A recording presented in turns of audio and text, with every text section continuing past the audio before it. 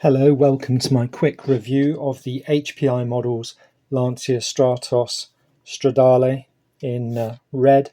So this is new to me, a second-hand model, and as you can see from the background, I'm going to compare it with a yellow Stradale and an Alitalia liveried rally car, and in fact the Stratos Zero. So we'll come back to that. We'll start with the odd one out here, the Stratos Zero. So again, these are all HPI models.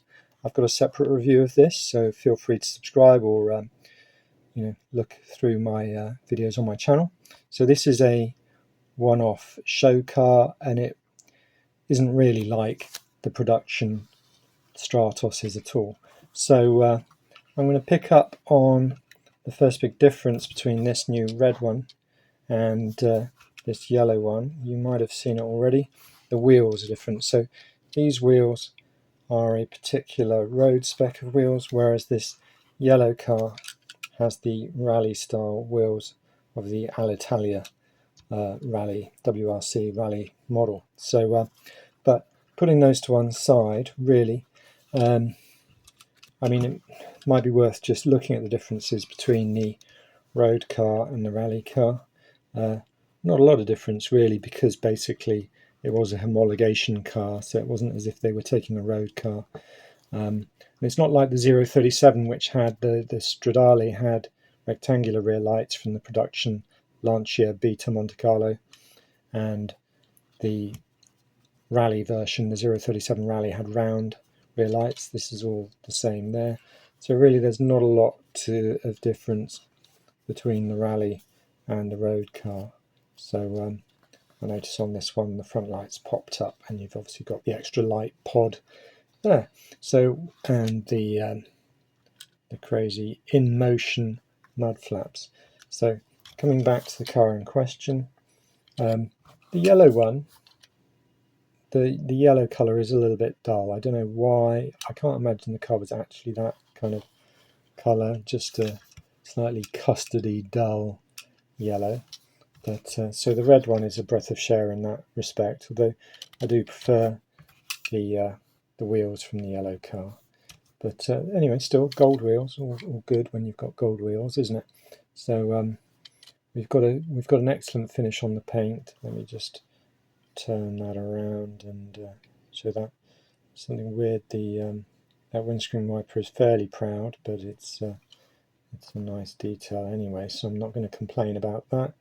And we've got yellow seats inside, so you can see that quite nicely through the window, compared to the yellow car which has black seats. So it's nice to see the interior. I do always like this. I mean, the seats really do fill up this car. It's such a tiny cockpit, these things. So hence that. But you've got some nice center console detail.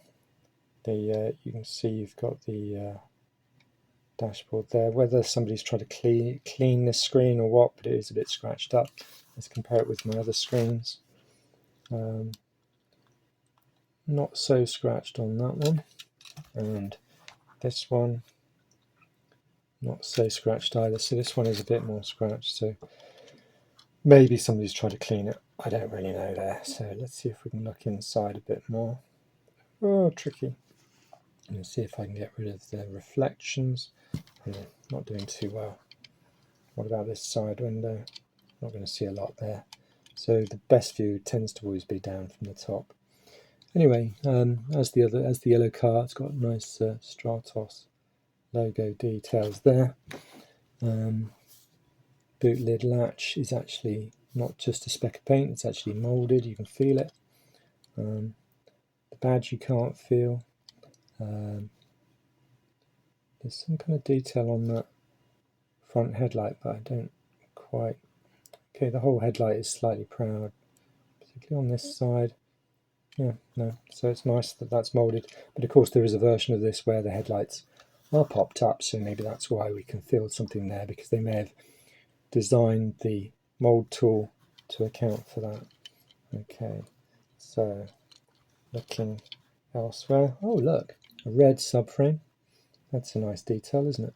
Quite, that is quite good. Oh, and a yellow one on the yellow car. I don't know if I remember that, but nice exhaust detail actually on there.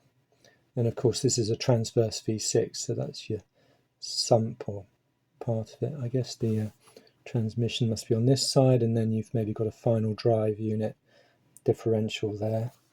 So yeah, fine enough detail. Looking at the tyre tread, yeah, nice enough. Now interestingly, it'd be interesting to see if the tyre tread, okay, so these wheels on the yellow car, they're fitted with slicks, and the rally version has slicks as well. So that's an interesting difference. So it's not just the wheels, it's the tyres as well. Quite knobbly, quite off-road. Now one thing I found with all these models is they sit too low. So these wheels do tend to sit too high into the body of the car. And that goes for all of them really, which is a shame, but yeah, you can't have everything.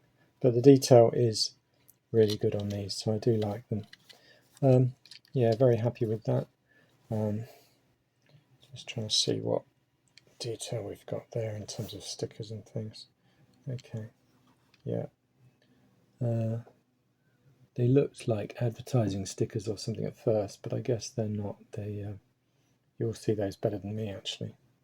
So you've got some reversing lights or something, because of course the round lights couldn't do everything, I guess. But yeah, okay. Well, thanks very much for watching. Do subscribe. I do have separate videos on these cars, and this one's particularly interesting. A very rare HPI model worth about £200, $200, something like that. But do subscribe to the channel. I've got a load of HPIs of different types, a lot of Sparks, a lot of 43rd, that is, some 18th, some 12th, and some 64th. So do subscribe, and hopefully you'll hear from me again soon. Thank you for watching.